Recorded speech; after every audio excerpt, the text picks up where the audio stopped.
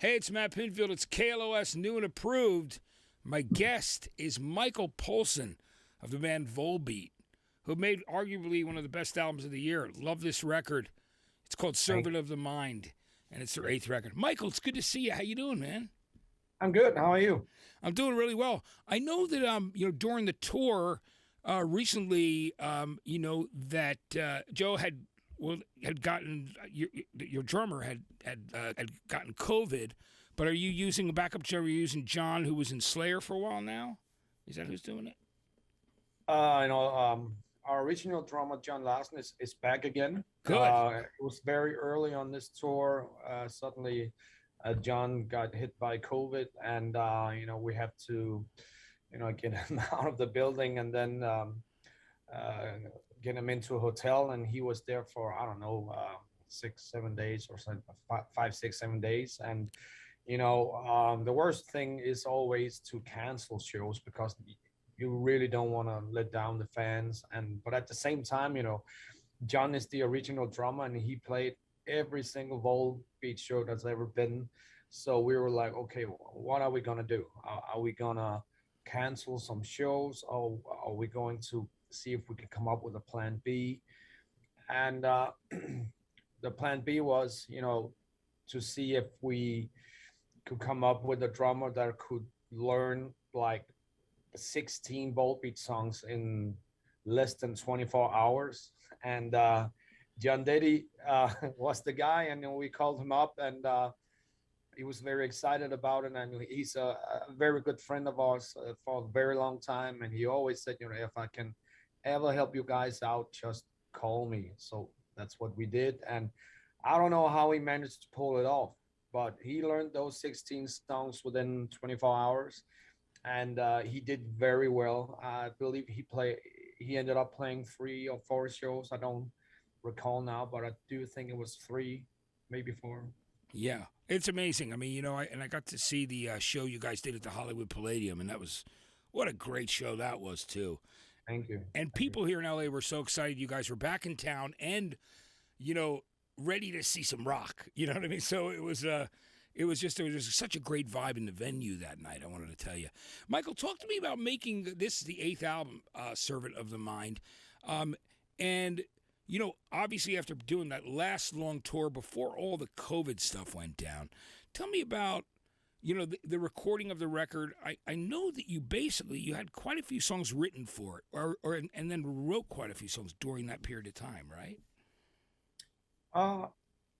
Not real. The thing is, how it all happened was, of course, suddenly we were being called up from our management that everything was canceled due to this COVID thing. And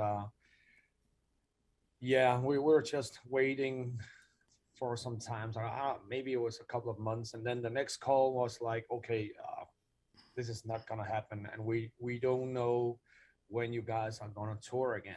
And first you get very confused about it, and you get a little bit, maybe not angry, but you get a little bit like, what the fuck's going on?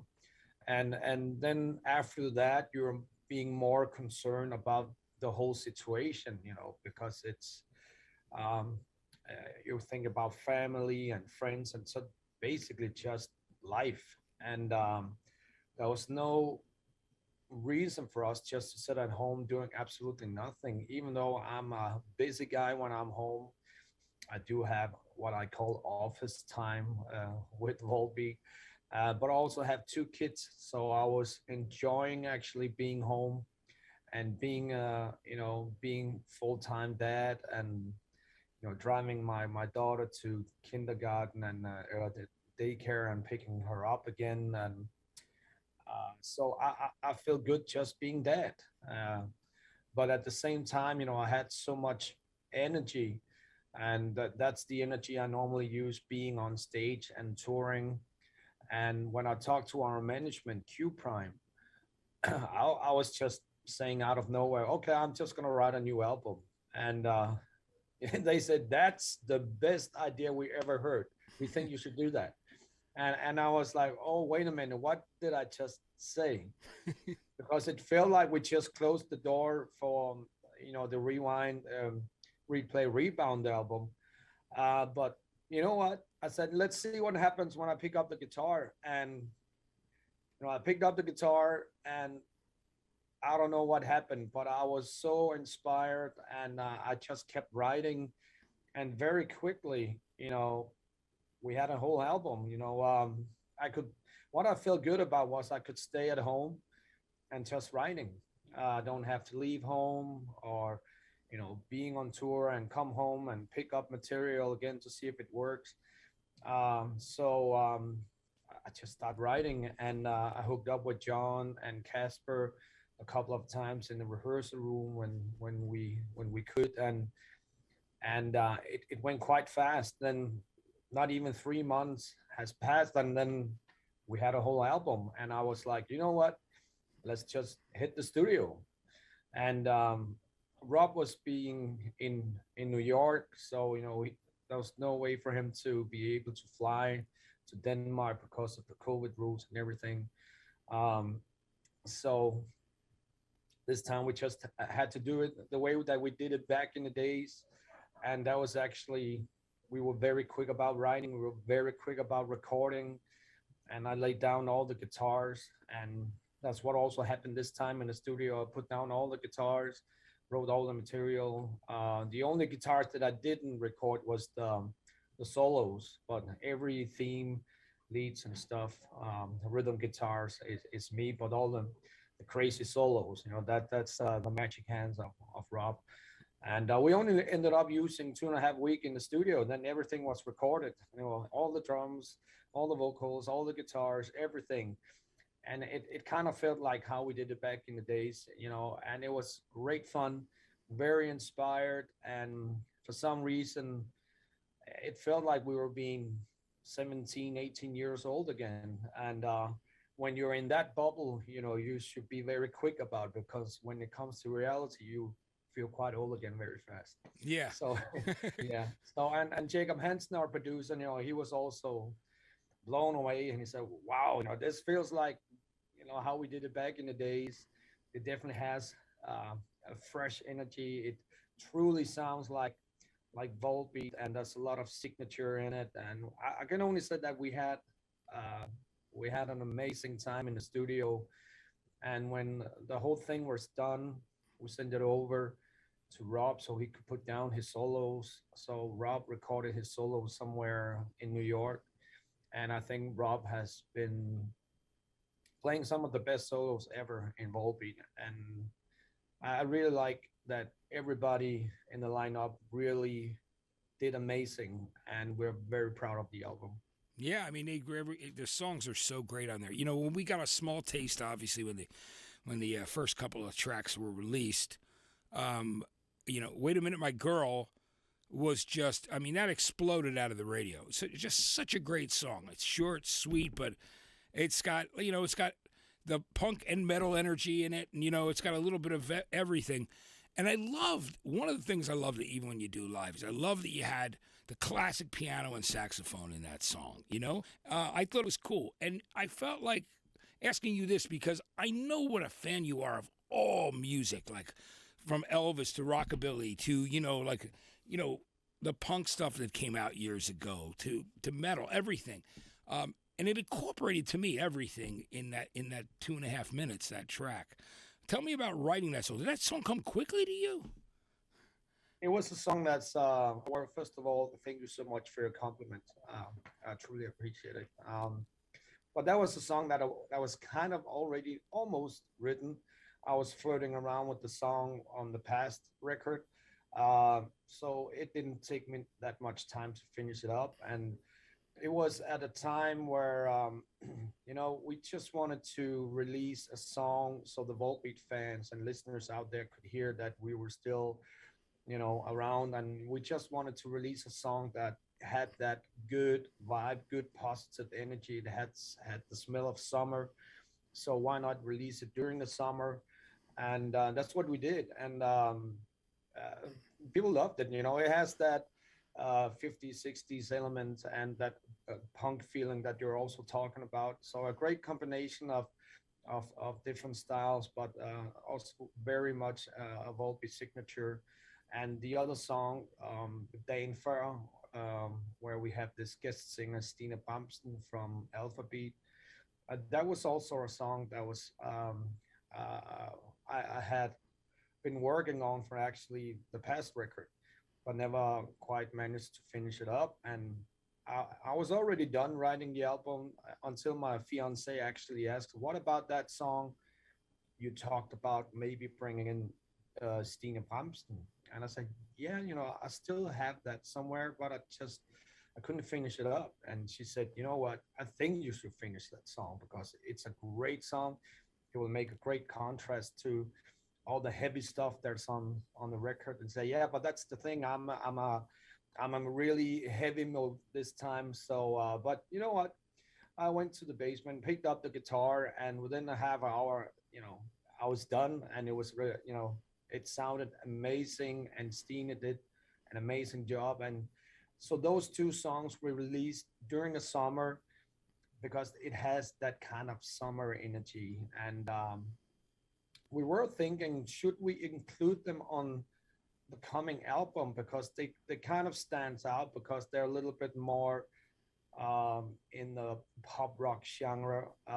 But we're still that band that makes albums. So we said, why not? Volbeat has always been about blending all those styles. So why not put those two songs on Servant of the Mind, even though that Servant of the Mind turned out to be a quite heavy album, probably our most heavy album to date. Yeah, and it's a great record. And then the follow-up single, Shotgun Blues, what a killer track that is. With a great riff, great chorus. Love that song too. And of course, again, they've done so well for us here at KLOS, and I love playing them. Tell me a bit about that song. How long did that one take to put together and write? I don't remember anymore. But the thing is, as I said, the whole album and material was written within 3 months, so it didn't take that long.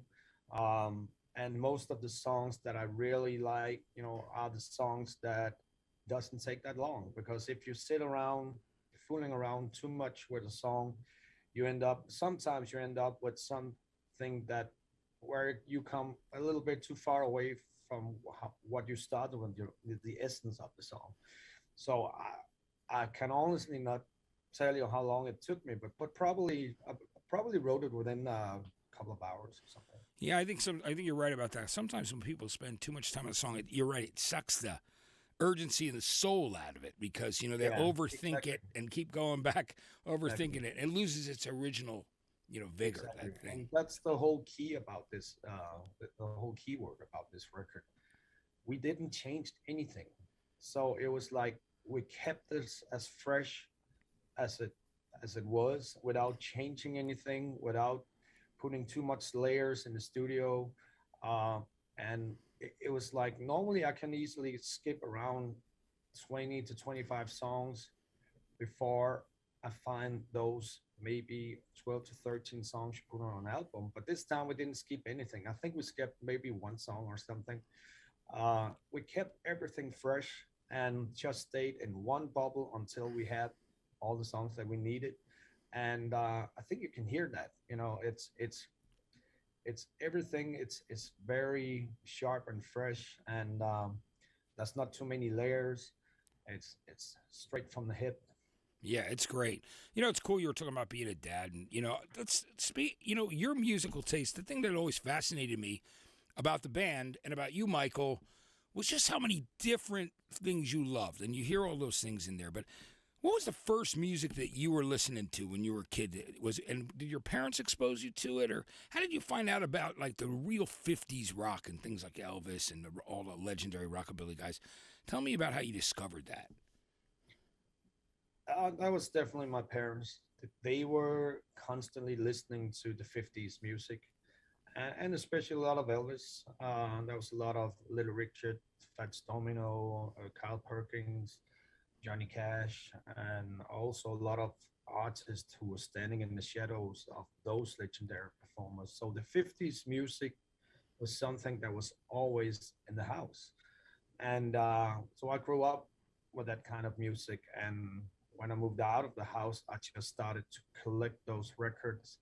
And when I started forming Volbeat, I was definitely incorporating some of those songs and being inspired by those records, and they are such a big part of our DNA in Volbeat since the very beginning. So it's there. We don't think too much about it. It's just there. It's just there, yeah. And what were the things once you started, as you got a little bit older and got a little more into your teens? Was that around the time you started discovering some of the heavier rock that was out there, like Metallica and things like that? What were you listening to around that period? Yeah, I was very young when I started listening to heavy metal music. I was probably 8, 9, 10, something like that. One of my sisters had a boyfriend who had a huge record collection of heavy metal music, but also my my mom, her brother has a huge collection, and he had a lot of Black Sabbath. And I think the Black Sabbath record, the first Black Sabbath record, that was the one that really turned me into the heavy metal stuff. So that's where it started. We were always listening to all different kind of music in his room. He lived next door at that time, and me as a very young kid and my sister, we were just jumping on the bed and listening to a lot of different music until I saw this record that looked kind of scary in his collection, and that was the Black Sabbath album. And I said, I want to hear this. He said, oh, no, that's too early. We cannot go there. You're way too young, And you don't tell a kid that, Yeah, because then you're definitely going to listen to it. Yeah, A question, so when, right? When he left the house to go up to the city to buy something to eat or whatsoever, I knew where his key was. So I locked myself into his room and then picked up that Black Sabbath album. And immediately when you hear that, Yeah. I knew where I was going. I was like, I need that. Yeah, exactly. That's great. So that definitely did something to me. And a few days after, when I went back and listened to some records, he said, so how was that Black Sabbath album? I said, I don't know.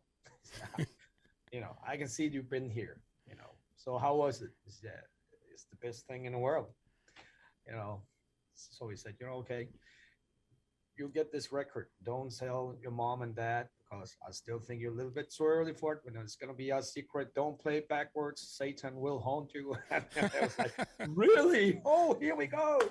That's so great. So Black Sabbath definitely started the whole thing with me and heavy metal. And then, of course, you discover all the other bands as well, getting into Dio and Rainbow, early Metallica, early Iron Maiden, and all that classic heavy metal. It's great, and I know you've gone out on the road with Metallica too with the band before. Was that a great experience for you? Was it fun to go out with those guys? Absolutely.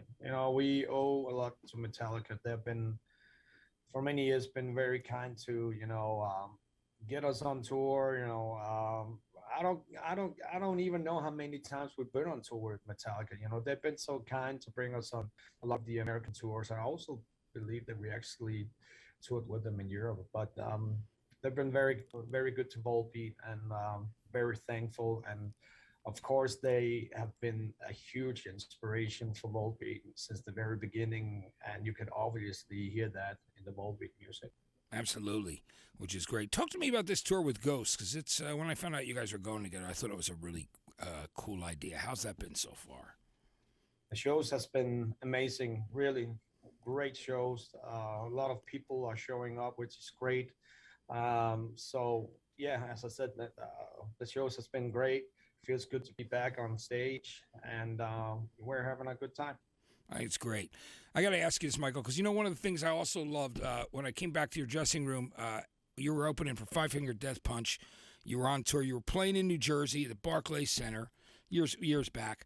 And one of the coolest things I thought about your dressing room is you put up posters of a lot of your heroes, like in your dressing room. And I thought, Wow, that's super cool. Going for that inspiration. Those who've been before you that you really admire. Talk to me about that. Is that was that a ritual for you to put up the posters of the guys you like, and who was on that list? Who are your favorites?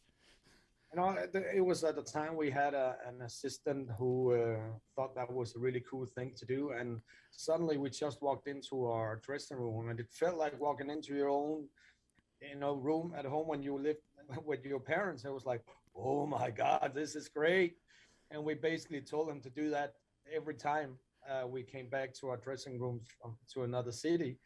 So and he said, "Oh, okay. So what kind of posters and flags do you like? What kind of bands?" So everybody has their favorites. So it was all like, yeah, of course, Metallica, Iron Maiden, Death, Kiss, Dio, Anthrax, a lot of great bands, Megadeth, Motorhead, Slayer, Elvis, Johnny Cash. Yeah, it was cool. I mean, yeah. Yeah, I think I like and you obviously like. I mean, I think I remember. I don't know if Thin Lizzy was on there, but there were a lot of cool bands like that on there on the wall. He was. Yeah, because I love Phil Lynott, great bass player. They were it was such a great band too. But I love that it had like all those different artists there, and I thought this is super cool.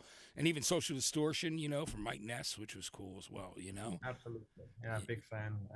Huge inspiration. Yeah, Mike's a good dude. We're good friends for many years, But I love this. So, are you excited about coming back to LA and playing down in Anaheim for the Honda Center? That's going to be a great show.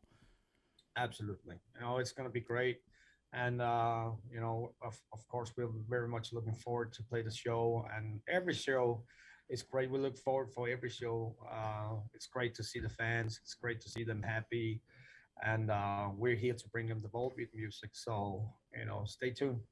Yeah, and the last thing I'm going to say, too, is, I love that, how much our station is behind the band and has been for a long time. Thank you. And, but I remember, like, one time you said in an interview that you were like, I don't know, I'm you were a little surprised that radio was warming to the band early on. And I do remember from being a radio guy, right, all these years, that there were some people that got the band, like myself, who loved the band, and then others who weren't sure at first, but then came around. What was it like for you when you finally realized that, oh man, we've got a real audience in America, and these people are starting to understand and warm to our band? Yeah, it was definitely amazing. And the thing about the radio stations here in America, they work so different from how it works in Europe. So it's extremely tough to get radio airplay in Europe, and especially in Denmark. We're doing good. I'm not complaining. I'm very thankful. But a genre like metal or hard rock, it's tough to get some radio airplay. So suddenly seeing and getting the experience of what they're playing over here in America, we were so surprised. Like, oh man, are they playing that? And we thought that was so cool. And man, why aren't they doing that in Europe? So sometimes, when our management over here in America said, we're going to plug this song for the radio, and we will go like, are you crazy? There's no way they're going to play that. Because we were used to, the situations in Europe, they would not pick up some of the more heavy songs.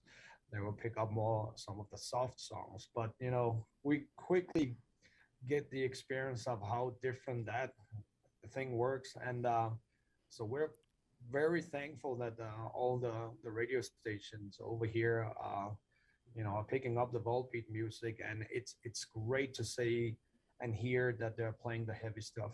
Yeah. Truly. It is great. I know that's always been kind of a thing in Europe where, right? I mean, a lot of times people depend on press in Europe and did for years because of the genres that radio wouldn't get, play that often. Like you said, they play the softer songs. So the rock press was super important in that period, wasn't it? And still is over there. Coming again? Oh, I was saying that the rock press was super important in Europe because since the radio doesn't play as much as it should, it's the rock press is really how a lot of people find out about music over there, right? Yeah, definitely back in the days when there was no social medias, Facebook or whatsoever. Of course, the press was important. are not really that important these modern days, because it's, every fans and listeners out there, they're pretty much doing their own review on everything. So And they can find the stuff easy right now. They have access to it, right? Exactly.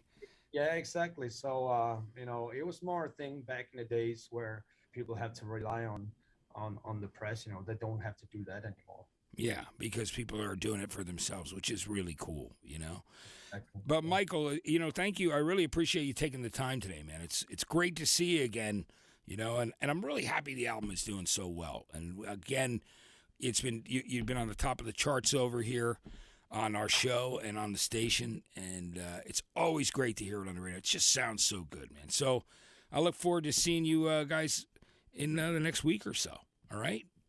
Yeah, thank you so much, man. I appreciate it. Yeah. Looking forward. Yeah, it was great to see you, Michael. Take care. We'll see you soon. Michael Poulsen, everybody. That's Michael Poulsen from the band Volbeat. Servant of the Mind is the new album. And of course, they're playing the Honda Center coming up on March 3rd. I'm Matt Pinfield. Thanks for watching. This is KLOS.